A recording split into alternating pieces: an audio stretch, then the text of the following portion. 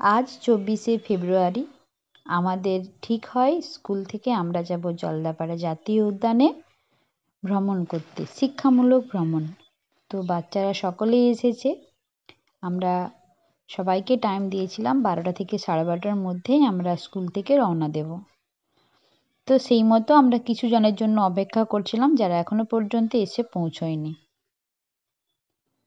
বেশ ভালো লাগছে যে সবাই মিলে আমরা জলদাপাড়াতে ঘুরতে যাব, বাচ্চারাও যাবে।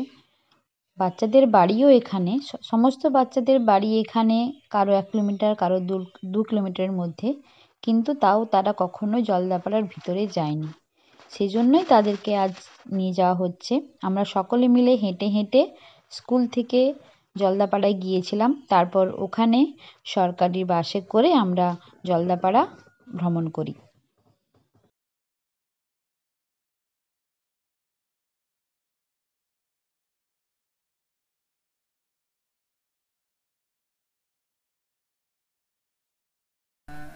জাতীয় উদ্যান হচ্ছে আমরা সেই সমস্ত জঙ্গলগুলোকে বলি যেখানে কোনো না কোনো জীবজন্তু, কোনো না কোনো বিশেষ জীবজন্তুকে আমরা সংরক্ষণ করি।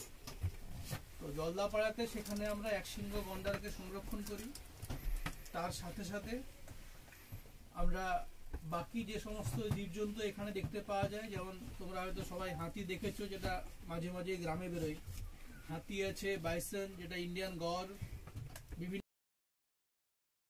আমাদেরকে পুরোটাই গাইড করে নেয় মিস্টার বিশোই।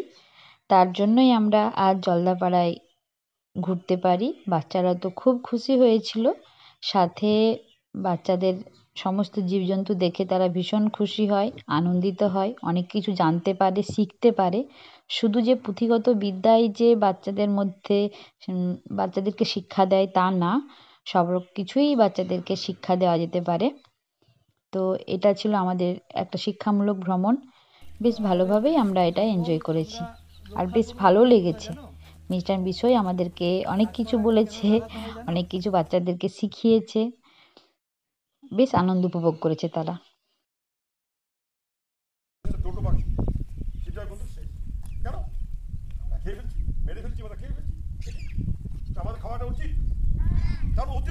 তারপর এক ট্যুরিস্ট আমাদের বাচ্চাদের দেখে তাদেরকে লজেন্স দেয়।